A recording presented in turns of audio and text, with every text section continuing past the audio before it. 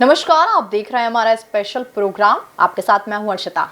मध्य प्रदेश में अब की बार भाजपा अलग अलग नेताओं के साथ जन आशीर्वाद यात्राएं निकालने की तैयारी में जुटी है और ऐसे कयास भी लगाए जा रहे हैं कि इसके लिए भाजपा की एक बड़ी योजना है जिस पर वह काम करने जा रही है।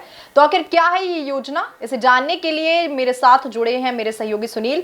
तो सुनील, बताइए कि किस तरह की ये योजना है। जी, मध्य प्रदेश में अर्शिता हम लगातार देख रहे हैं कि जो बीजेपी है वो एक बार फिर से जो चुनावी मोड है उसमें आ चुकी है। तो हम देख रहे हैं जनता के बीच वो जाती हुई दिखाई दे रही है और वह जनता को रिझाने की कोशिश कर रही है, जो आगामी विधानसभा चुनाव है उसके लिए मैदान तैयार कर रही है। तो हम इसी बीच देख रहे हैं कि एक बड़ी खबर सामने आ रही है। जो पिछली बार विधानसभा चुनाव था, जो जन आशीर्वाद यात्राएं निकली थी, लेकिन अब की बार में मुख्यमंत्री शिवराज सिंह चौहान के साथ जितने भी बीजेपी के आला नेता हैं वह जुट सकते हैं और अलग अलग जो अंचल है वहां से यात्रा निकाल सकते हैं। खबर निकलकर सामने आई, ग्वालियर चंबल जो इलाका है वहां से केंद्रीय मंत्री नरेंद्र सिंह तोमर और ज्योतिरादित्य सिंधिया एक साथ जन आशीर्वाद यात्रा निकाल सकते हैं। इस तरह जो बुंदेलखंड से जो बीजेपी के प्रदेश अध्यक्ष है वीडी शर्मा, वह इस यात्रा का नेतृत्व कर सकते हैं। इसी तरह जो मालवा निमाड़ जो इलाका है वहां से भाजपा के जो राष्ट्रीय महासचिव कैलाश विजयवर्गीय वह जन आशीर्वाद यात्रा निकाल सकते हैं। इसके बाद जो बचे हुए जो इलाके हैं वहां पर मुख्यमंत्री शिवराज सिंह चौहान निकल सकते हैं। तो इस जगह पर बात निकल के आई कि आखिर इस रणनीति की तरफ काम करने की तरफ क्यों जरूरत पड़ी।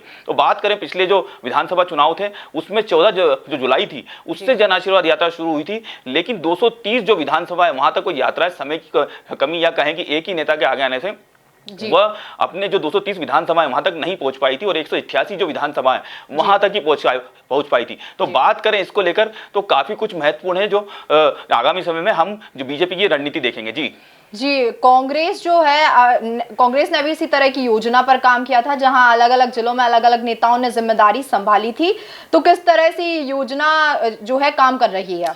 जी, कांग्रेस में भी इसी तरह से पिछले समय हमने कुछ समय देखा था, जो आला जो नेता है कांग्रेस के उनको अलग अलग जिलों की जिम्मेदारी दी गई थी। बात करें अजय सिंह और फूल सिंह बरैया की, तो ग्वालियर चंबल की जो सीटें हैं उनका जिम्मा उन्हें दिया गया था और जितनी भी जो इंदौर उज्जैन की जो सीटें हैं उसको लेकर जयवर्धन सिंह को आगे किया गया था। बात करें जो अन्य नेताओं की, तो जीतू पटवारी को सतना, दमोह और पन्ना का जिम्मा दिया गया था।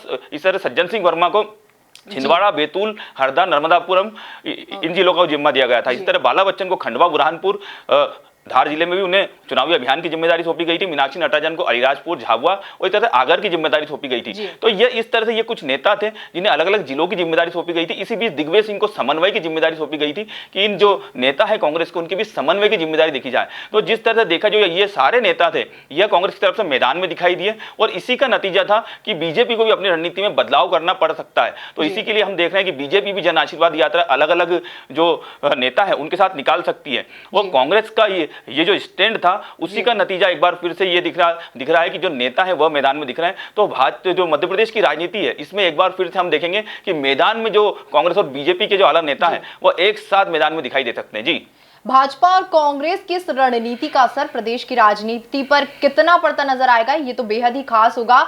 और किस तरह से ये असर होगा सुनील?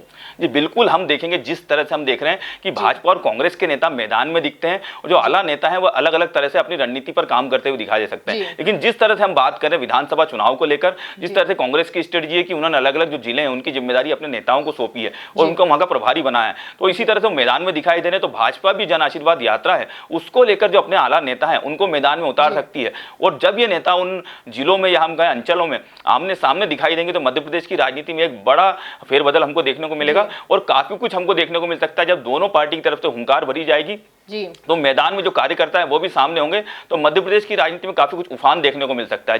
जी, अब मध्य प्रदेश की राजनीति में भाजपा और कांग्रेस दोनों की तरफ से ही अलग अलग जिलों में अलग अलग प्रभारी जो है नियुक्त किए जा रहे हैं और इसका असर विधानसभा चुनाव में कितना देखने को मिलेगा ये तो आने वाला वक्त ही बताएगा। फिलहाल के लिए इतना ही। ऐसी ही ताजा तमाम खबरों से जुड़े रहने के लिए आप देखते रहिए एमपी न्यूज। एमपी की नब्ज, एमपी का हाल, मध्य प्रदेश की हर खबर एमपी न्यूज टीवी के साथ। लगातार खबरों के लिए सब्सक्राइब करें हमारा YouTube channel MP news TV. Latest updates के लिए बेल आइकन दबाना जरा भी न भूलें।